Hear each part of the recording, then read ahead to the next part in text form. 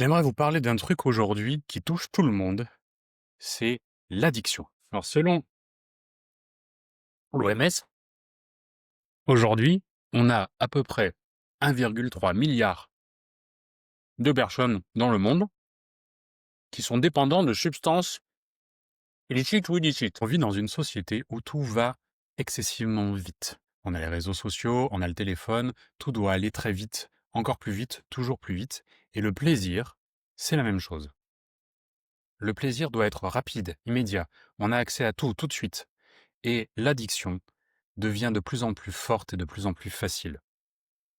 En plus de ça, on est bombardé de messages contradictoires. Mangez 5 fruits et légumes par jour sur une pub pour un soda. L'abus d'alcool est dangereux pour la santé. Pub pour du whisky. Fumer tue. Tiens mon chéri, voilà ton nouveau jeu. Oh merci maman. Tu penseras à lire les indications avant. Ne pas utiliser. En fait, la société entière nous dit que on doit manger, boire ou faire ça, et elle nous dit de pas le faire. C'est un peu comme pour les événements sportifs ou les grandes manifestations, où on nous dit faites venir une société de sécurité, sauf que la personne de la sécurité, si un mec vient avec un flingue et qu'il a envie de tuer tout le monde, il va faire comme tout le monde, il va se barrer. Alors pourquoi on nous casse les... Je vous demande pardon, ça me met en colère, parce que ça ne respecte pas mes valeurs de liberté. En fait, aujourd'hui, nous sommes dans une société où on se couvre pour pas pouvoir être attaqué. Vous pouvez pas vous retourner contre Marlboro, Philip Morris ou Camel parce que vous avez eu un cancer du poumon. C'était écrit sur le paquet. Vous pouvez pas vous retourner contre les marques de pastis ou de whisky parce que c'était prévenu que, attention, vous pouvez avoir une cirrhose.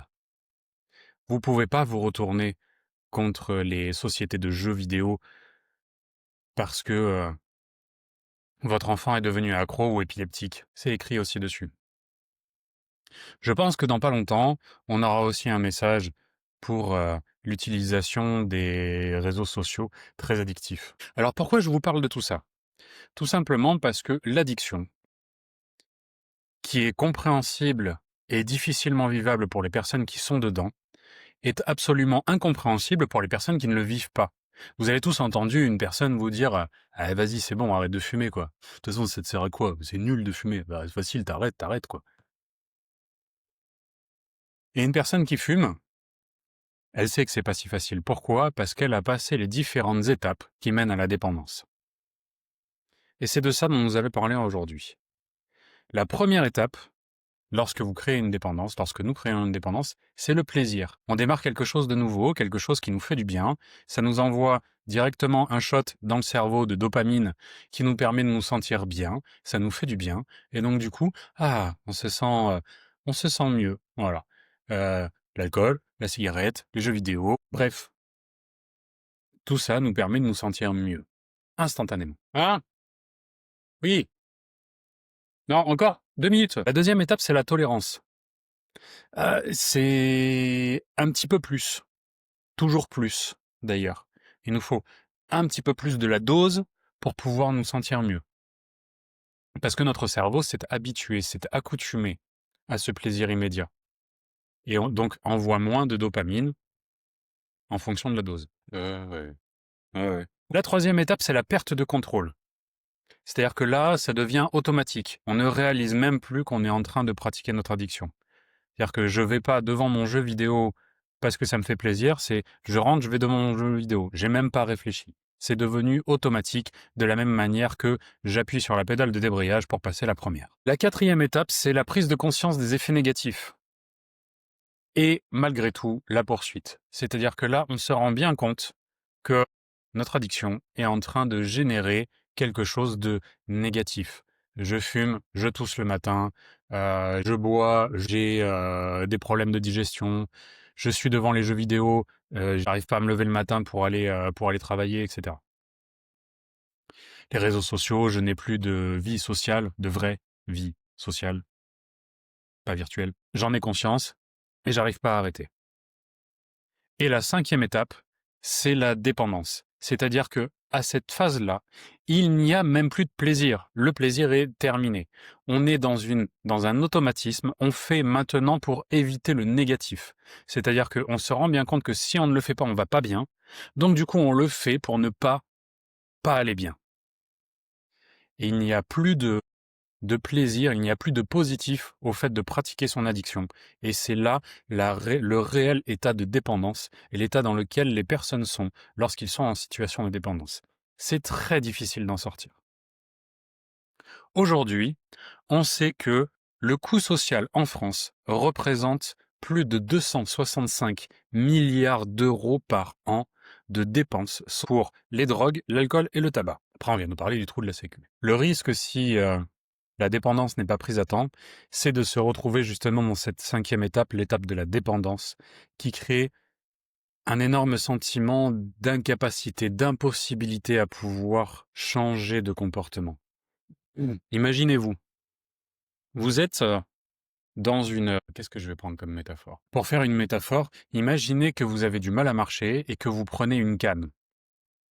Pas parce que ça vous soulage la jambe, mais parce que ça vous évite d'avoir mal. Mauvaise métaphore, je pense. Bon, coupez, prendra pas de métaphore. Je vais vous prendre un cas concret que j'ai vécu, 3 cas concrets que j'ai vécu dans le cadre du coaching.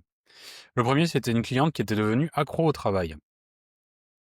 Oui, c'est une dépendance aussi, le travail. En fait, elle s'est rendue compte à un moment de sa vie où dans sa famille, ça allait pas.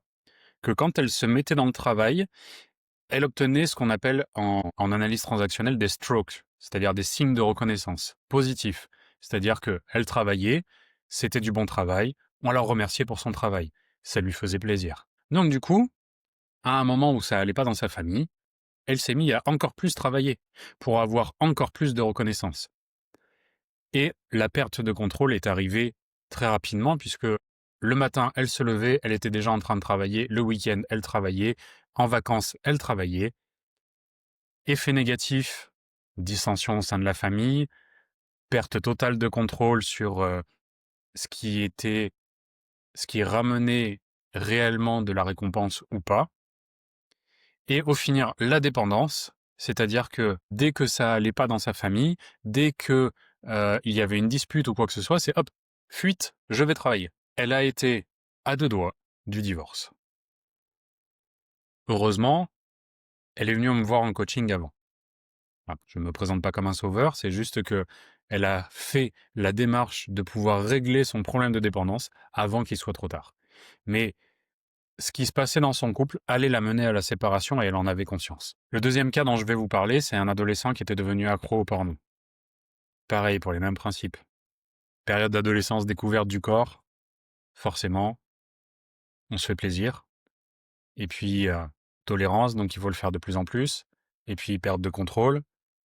Effet négatif, bah, plus envie de sortir, plus envie de faire autre chose que ça. Et jusqu'à la dépendance où, en fait, c'est dès que ça va pas, bah, je vais dans ma chambre et je m'occupe de moi. C'est ses parents qui m'ont alerté. Ça a été très difficile parce que c'est aussi lié à un sentiment de honte, voir la vidéo précédente, sur le fait de reconnaître cette activité et le fait de dire que ah oui, mais si je le fais, on va plus m'aimer parce que c'est honteux quand même, hein.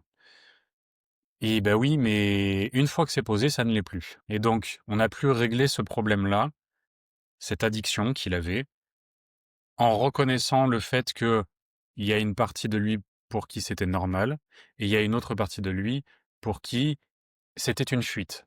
Le troisième client, c'était un client dépendant à l'alcool.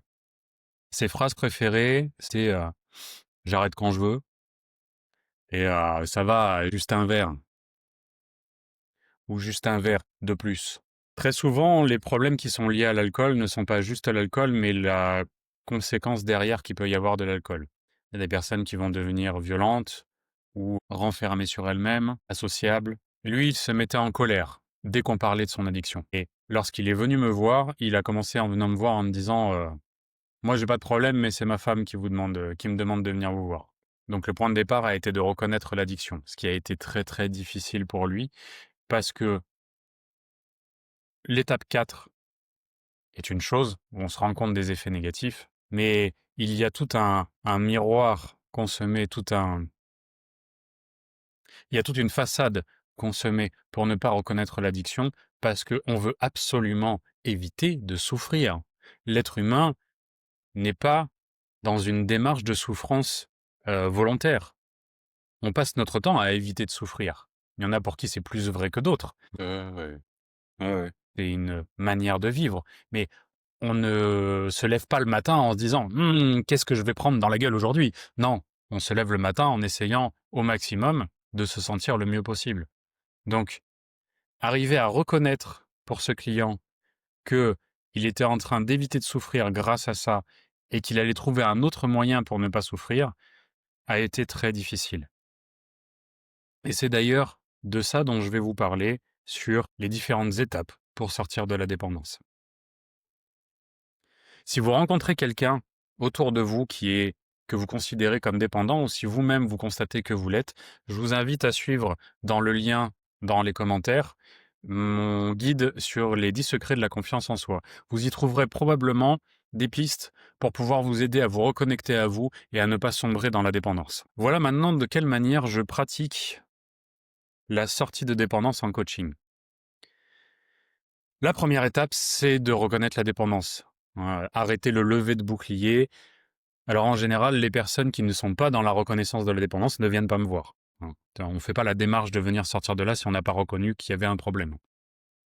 C'est toujours le même principe. Pour sortir d'un piège, il faut reconnaître qu'on est dedans. Donc soit c'est l'entourage qui sollicite énormément, mais la personne n'est pas forcément convaincue, c'est toujours un petit peu plus difficile. Soit la personne arrive enfin à reconnaître que ça crée un problème. Et ça, c'est le point de départ de tout début de thérapie, de coaching ou de travail sur soi, c'est reconnaître qu'il y a un problème. Pour sortir de la dépendance, c'est la même chose. Le deuxième point, c'est aller affronter le malaise. Qu'est-ce qu'on veut absolument éviter? Qu'est-ce qu'on veut éviter de souffrir? Ce que je disais plus tôt. C'est quoi le problème qu'on veut absolument occulter et dont la dépendance, notre addiction, nous permet d'éviter? Je fume, ça me permet de sortir, je suis à l'extérieur de la maison, ça me permet de ne pas voir les problèmes qu'il y a à l'intérieur de la maison. Je joue aux jeux vidéo quand je rentre de chez moi en cours, ça me permet de ne pas voir que mes parents se crient dessus et que j'ai pas de bonnes notes à l'école. Je bois en rentrant à la maison, ça me permet de ne pas voir que j'ai un problème avec ma femme, que mon gosse ne m'écoute pas et que, en fait, peut-être je n'ai plus envie d'elle et il faudrait que je pose le fait que maintenant il faut qu'on se sépare. Cette phase-là est la plus difficile en soi parce que se mettre face à ses propres souffrances, c'est pas naturel. La troisième étape, une fois qu'on a traversé la souffrance et qu'on est arrivé à s'acclimater à ça, pas s'acclimater, mais à accepter que c'était ça qu'on voulait s'éviter, c'est se reconnecter à son propre génie. Par là, je veux dire, quelle est notre zone où on a vraiment envie d'aller? En quoi on est bon? Qu'est-ce qu'on veut faire? Quelle est notre envie, notre besoin fondamental en dessous? Si on sort de notre dépendance, si on sort de notre addiction, ça va nous laisser du temps pourquoi, de l'énergie pourquoi, qu'est-ce qu'on veut réellement? Et aller se reconnecter à qu'est-ce qui nous fait vraiment plaisir. Et la quatrième étape, c'est de se fixer des objectifs. Alors le plus connu, c'est SMART. Moi, j'aime bien y rajouter la responsabilité parce que si l'objectif n'est pas sous ma responsabilité, ça marche pas. Mais d'aller se reconnecter à nos propres objectifs. Qu'est-ce qu'on veut? Et donc, comment je peux poser des petits objectifs pour avoir la satisfaction de les réussir dans un court terme rapidement? Si vous avez l'intention de préparer un marathon, n'attendez pas de réussir ou pas le marathon. Pour préparer votre marathon, c'est quoi votre première étape? Eh bien, d'abord, je vais me lever une fois par semaine et je vais aller courir X kilomètres. Quand je serai arrivé à ça, je serai satisfait. Petit objectif. Si vous n'avez pas l'habitude de courir, 5 kilomètres, ce sera bien déjà. Et puis peut-être 10. Et puis peut-être 15. Commencez petit. Ayez la satisfaction de l'avoir accompli. Une des principales erreurs lors de la définition d'un objectif, c'est de vouloir fixer un objectif trop grand. Et ça, j'en parlerai dans une prochaine vidéo qui sera liée au perfectionnisme. Voilà, j'espère que cette vidéo vous a plu. Pouce en l'air si c'est le cas. Laissez des commentaires pour me partager ce que vous avez croisé dans votre vie ou dans votre entourage. Et j'aimerais faire une petite dédicace. En fait, tout ce dont je viens de parler, tout le monde s'en fout. Et vous avez pu voir que j'ai démarré ma vidéo un petit peu différemment.